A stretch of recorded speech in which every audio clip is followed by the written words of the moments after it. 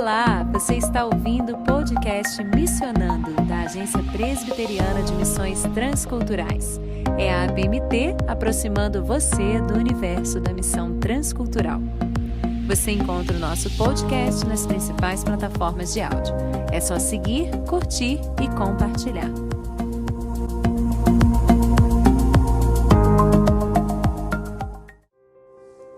Olá, querido ouvinte do podcast Missionando, eu sou Tabata Mori aqui agora com você para um episódio muito especial. Hoje vamos falar da vida de um homem que inspirou e inspira muito a minha vida pessoalmente. Este homem, um pastor de igreja local que influenciou toda a sociedade, um sacerdote que aconselhou a rainha, um anglicano que dialogou com teólogos de todas as vertentes, um inglês que ensinou o mundo, um líder que seguiu Jesus. Ele é John Stott e o Vidas que Inspiram de hoje aproveita para homenageá-lo no centenário do seu nascimento. Curtiu? Então fica comigo e seja inspirado.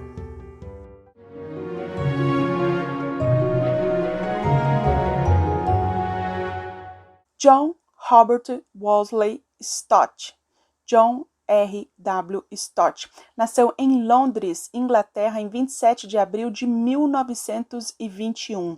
O quarto filho e o único filho homem de Sir Arnold e Lily Stott. Seu pai, um médico agnóstico, sua mãe, luterana, vinculada à igreja anglicana em Langall. Ela batizou o filho ao nascer na igreja paroquial de Marylebone. Stott fez a sua confirmação, que é a sua profissão de fé, aos 15 anos também na igreja anglicana, mas como ele mesmo relata, sendo um típico adolescente, tinha consciência de duas coisas. Se Deus existisse, ele estava longe de Deus. E segundo, ele havia sido derrotado, pois conhecia bem o tipo de pessoa que queria ser, mas entre o ideal e a realidade havia um grande abismo. Nas palavras dele, o que me trouxe a Cristo foi esse sentimento de derrota e de estranhamento, além da notícia surpreendente de que o Cristo histórico havia se oferecido para atender exatamente as necessidades das quais eu tinha consciência. Ele se converteu 2 anos depois da sua profissão de fé, em 13 de fevereiro de 1938, por influência de John Bridger, um colega da escola, e do evangelista da União das Escrituras para a evangelização em escolas públicas, A.J. Nash, mais conhecido como Bash. Bash expôs a Bíblia para um grupo de estudantes da Rugby School com base na pergunta de Pilatos: o que devo fazer com Jesus, chamado Cristo? Bom, depois de uma boa conversa com Nash e em casa uma oração ao lado da cama, nada surpreendente aconteceu. Mais tarde, ele pôde perceber, relendo seu diário, que crescia nele um entendimento sobre salvação e sobre o senhorio de Cristo. Depois da sua educação no colégio interno Rugby School, seguiu para o Trinity College, Universidade de Cambridge, onde se formou em francês e teologia. Depois continuou sua formação em estudos pastorais na Escola de Teologia Ridley Hall, também em Cambridge, onde se formou em 1945. Após sua ordenação, tornou-se curador, que é um tipo de pastor auxiliar da igreja de All Souls em Langall Place, Londres. Posteriormente, com apenas 29 anos, ele recebe a nomeação da Coroa da Inglaterra para tornar-se reitor, isto é, o pastor presidente da All Souls. Seu primeiro sermão como titular da igreja foi proferido em 18 de junho de 1950, quando ele olhou para 5 ênfases da igreja primitiva: juntos no estudo, juntos na comunhão, juntos na adoração, juntos em oração e juntos na evangelização. De fato, seu biógrafo, o Timothy Dudley Smith, vai dizer que o modelo de John Stott é esse mesmo, esse é o modelo dele para a igreja contemporânea, baseado na oração, pregação expositiva, evangelização regular, acompanhamento dos membros e treinamento de líderes.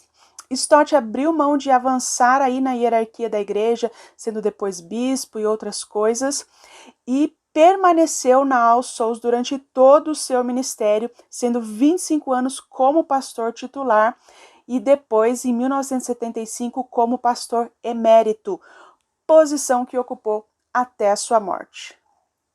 John Stott morreu no St. Barnabas College, um asilo para pastores anglicanos jubilados em Lincolnfield, perto de Londres, em 27 de julho de 2011, aos 90 anos. Pouquíssimo depois de escrever o seu último capítulo do seu último livro, O Discípulo Radical, publicado em 2010, que você com certeza precisa ler.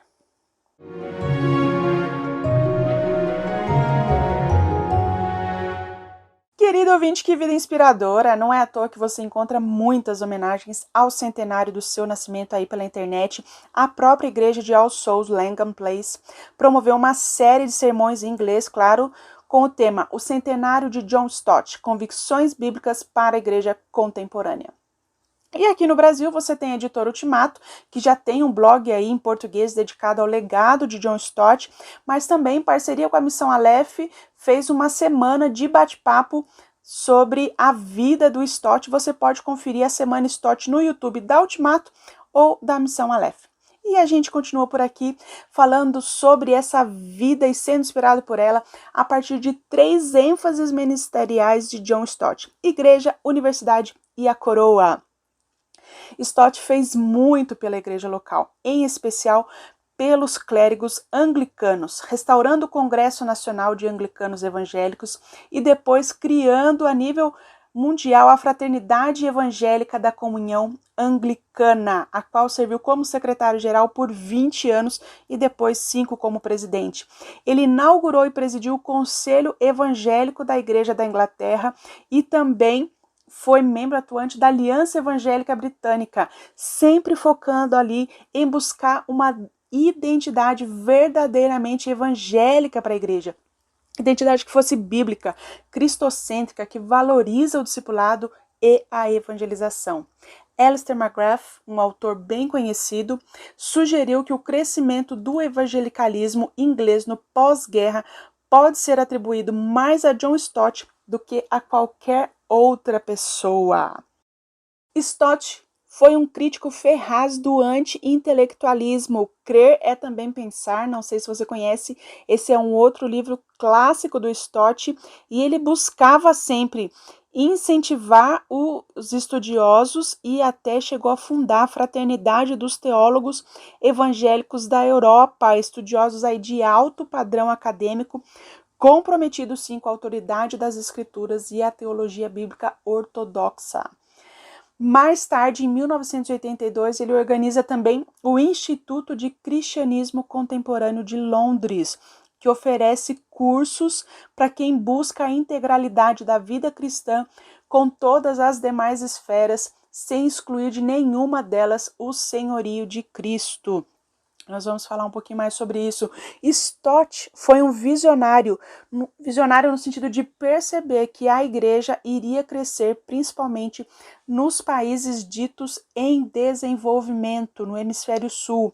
Então a gente está saindo aqui da Inglaterra, do Reino Unido, da Europa, para pensar aí a influência de Stott na igreja global, e tem sim uma grande influência. Parte importante do seu ministério foi visitar e conhecer a necessidade dessas igrejas do sul global e, em resposta, dar início em 1969 ao Fundo Langell para financiar bolsas de estudo. Eram jovens desses países que iam para a Inglaterra fazer o doutorado, depois voltavam para os seus países, para o seu campus, para atuarem ali como pastores, evangelistas, doutores em teologia. Em 71, ele inaugura um segundo fundo agora de literatura evangélica, que era e ainda é suportado pelos royalties dos seus mais de 50 livros. Isso tudo com o objetivo de fornecer livros para estudantes, pastores e também para bibliotecas. Em 2001, esses dois fundos, essas duas iniciativas, se unem na Sociedade Langell, que, além de fornecer a literatura e bolsas de estudo para doutorado, oferece também treinamento em pregação expositiva para os pastores locais em mais de 100 países. 2 anos depois, já eram 23 organizações em todo o mundo, em vários continentes, debaixo do BID da Sociedade Langham, agora internacional. E claro, gente, entre as contribuições de Stott para a Igreja Mundial, a gente não pode deixar de falar da sua participação no movimento que pensava a evangelização mundial. Já era conhecido por sua atuação no Conselho Mundial de Igrejas e no Congresso de 1966 em Berlim, Alemanha, o Congresso sobre Evangelização Mundial. Amigo também de Billy Graham, ele foi atuante desde o planejamento do Congresso Internacional de Evangelização, sediado em Lausanne, Suíça, que aconteceu em 1974. Ele contribuiu com suas aspirações multifacetadas, trazendo essa riqueza de ideias aí para o movimento, enquanto que o movimento foi para ele um abrir de portas para que a sua influência teológica se alongasse aí para todo o mundo, para diversos países. Sem nos esquecer, claro, que o pensamento teológico de John Stott teve grande influência na confecção do próprio Pacto de Lausanne, que você pode conferir aí, a gente tem em português uma série Lausanne, publicado pela Beu Editora. E depois, como líder do grupo de estudos teológicos do movimento, até que em 89 tem o Lausanne II em Manila, Filipinas.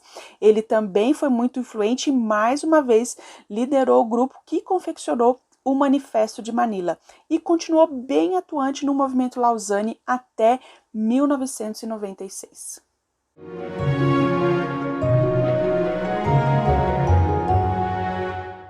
Querido ouvinte, é muita energia para se envolver com tanta coisa diferente. E esse foi só uma parte a igreja, ainda temos universidade e coroa. Sim, Stott esteve muito envolvido com missões universitárias nacionais e internacionais.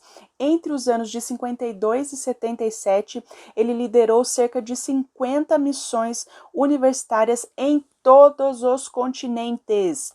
Ele presidiu por quase 20 anos a União das Escrituras Britânicas, aquela missão do evangelista Nash, que foi usado por Deus para sua conversão, uma missão para a evangelização de crianças e jovens em escolas e também que oferecia treinamento para esse grupo etário.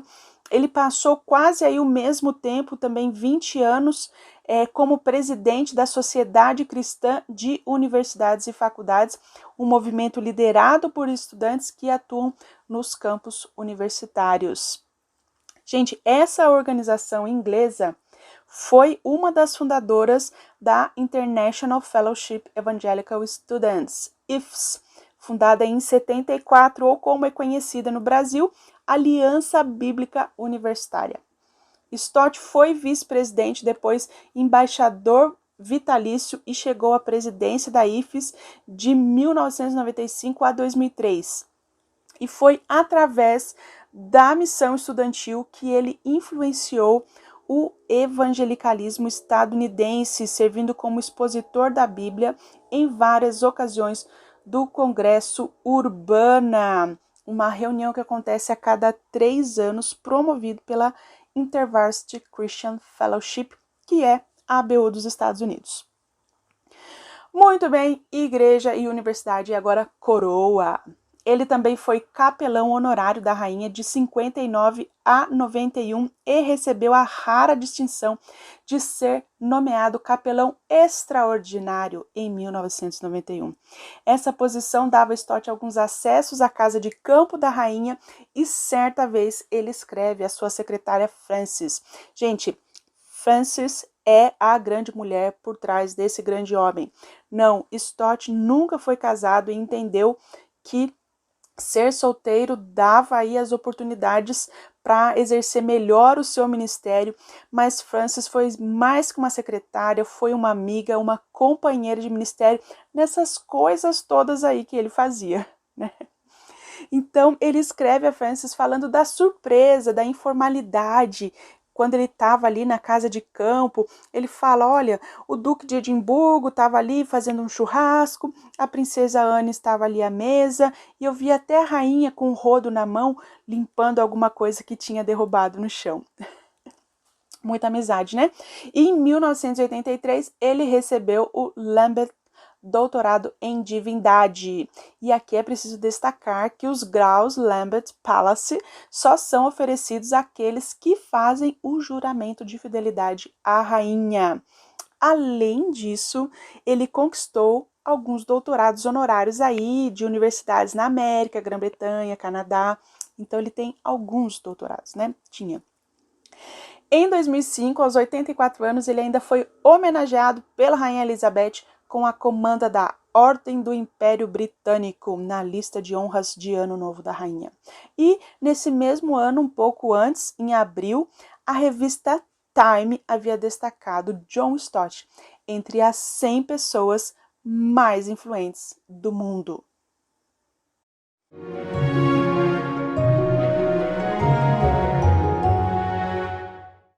E aí, querido ouvinte, vai se deixar ser influenciado por este homem que esteve na lista dos 100 mais influentes do mundo? Então, esse é John Stott no Vidas que Inspiram de hoje. Ele não foi um missionário transcultural assim de carteirinha, mas ele apoiou e fortaleceu a missão em mais de 100 países através da Sociedade Langel International. Stott foi ainda um grande escritor com mais de 50 títulos publicados e traduzidos para diversas línguas. Nós temos muito material em português, publicado principalmente pela editora Ultimato, AB Editora e algumas outras. Procura que você acha. E eu queria traçar aqui 4 características do Stott que podemos atribuir a ele através das suas publicações. Primeiro, um olhar interessado para a Bíblia. Nas palavras de Billy Graham, não conheço ninguém que tenha sido mais feliz em apresentar a visão bíblica para tantas pessoas do que John Stott. E nós temos várias obras para ilustrar isso. Seu livro mais conhecido, O Cristianismo Básico, de 1958, traduzido para mais de 60 línguas. É uma obra clássica nesse assunto. Você vai ter também Para Entender a Bíblia, de 72, A Cruz de Cristo, de 86, e, claro, essa informação aí perpassa todas as suas obras. René Padilha, um teólogo latino-americano que tinha muito contato com ele, chegou a visitar ele na Inglaterra, né? Relata o seguinte: suas exposições e seu testemunho vivido ilustravam bem a afirmação que faria posteriormente em seu comentário sobre as cartas aos Tessalonicenses. Cada ministério autêntico começa com a convicção de termos sido chamados para usar a palavra de Deus como seus guardiões e seus mensageiros. Nossa tarefa é guardá-la, estudá-la, expô-la, aplicá-la e obedecê-la. Esse é John Stott, gente. 2, um olhar sincero para o mundo. E aqui eu destaco uma obra de 1982, Os Cristãos e os Desafios Contemporâneos. Leitura essencial para compreender tanto razões quanto possibilidades de envolvimento dos cristãos com as questões que tomam conta da sociedade e, claro, que estão dentro da igreja. Questões nucleares, pluralismo, direitos humanos, industrialização, sexualidade. E olha só, esse livro foi publicado para coincidir com a inauguração do Instituto de Cristianismo Contemporâneo de Londres. E o livro se tornou um manual para pastores e membros pensantes da igreja. 10 anos depois, a gente vai ter um outro grande livro, Ouça o Espírito, Ouça o Mundo, Como Ser um Cristão Contemporâneo, que contribui com essa ideia de apresentar um evangelho relevante para os nossos dias. Terceiro, um coração comprometido com o próximo. Vários de seus escritos deixam claro o convite do evangelho para o serviço e amor ao próximo e o envolvimento com as dores do mundo, como a gente lê em A Missão Cristã no Mundo Moderno, de 1975.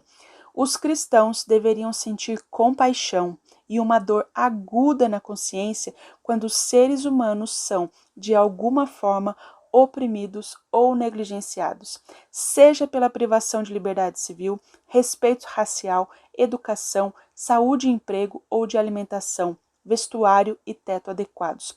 Qualquer coisa que solapa a dignidade humana deve ser uma ofensa para nós. E para você que ainda não conhece nada do Stott, nós temos um podcast aqui, os 5 palavrinhas só, que fala sobre esse livro, A Missão Cristã no Mundo Moderno. Então olha aqui na nossa playlist e já aproveita aí uma resenha em áudio do seu primeiro livro do Stott. Mas eu quero ressaltar que teologia não era o único interesse do Stott. Ele gostava de observar pássaros desde criança. Registra-se que ele viu quase 2.700 espécies das 9.000 espécies de pássaros e publicou um livro, Pássaros, Nossos Mestres, em 2001, que foi ilustrado com suas próprias fotografias.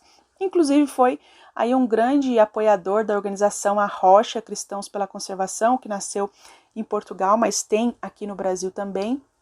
Foi fundado em 83 e, fora isso, também a gente vai ver o seu envolvimento com outras duas organizações de compaixão e desenvolvimento. A Tear Fund do Reino Unido, que também tem aqui no Brasil, ele foi presidente da Tear Fund de 83 a 97, e a Harmonia Reino Unido, da qual ele foi patrono. E o quarto ponto, mãos empenhadas com a missão. Ouvintes, todo o seu empenho em falar, em escrever, em pregar, a gente vai ver as suas mãos comprometidas com a missão, seja a missão urbana, missão estudantil, missão local, transcultural.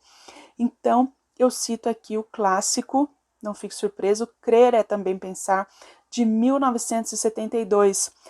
Diz o seguinte: é nossa responsabilidade compartilhar Jesus na plenitude de sua pessoa divina humana e de sua obra de salvação, para que essa pregação sobre Cristo possa gerar fé no ouvinte.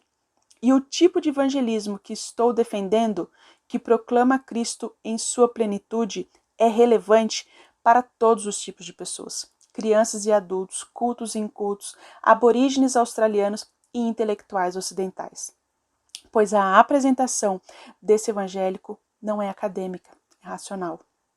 Então, queridos ouvintes, 4 características aí da vida e obra literária de Stott: o olhar interessado para a Bíblia, um sincero olhar para o mundo, um coração comprometido com o próximo e mãos empenhadas com a missão.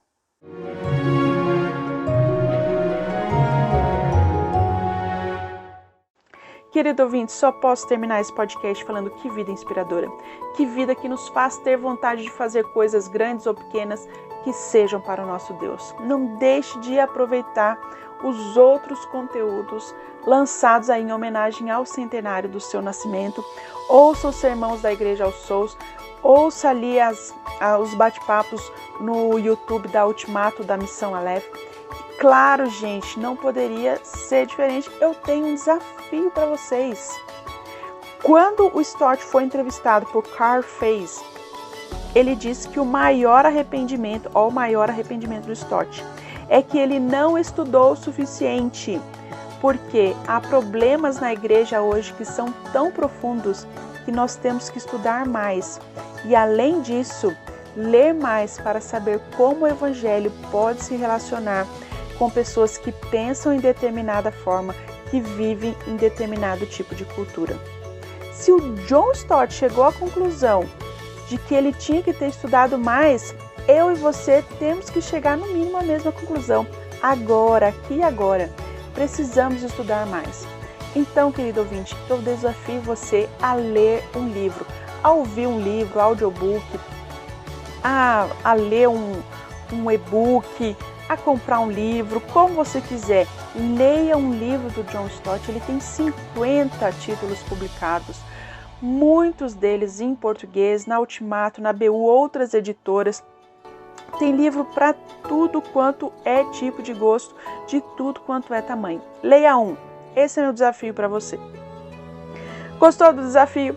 Então pesquisa agora mesmo e já leia a sua primeira página para que você possa ser ainda mais inspirado por John Stott. Querido ouvinte, eu sou Tabata Mori e fico aqui agora com você. O Vidas que Inspiram de hoje contou com informações de allsouls.org, ceec.info, eauk.org, efacglobal.com, Evangelical Now, e-n.org.uk, langan.org, lausanne.org, licc.org.uk, theguardian.com, ultimato.com.br, us.langan.org.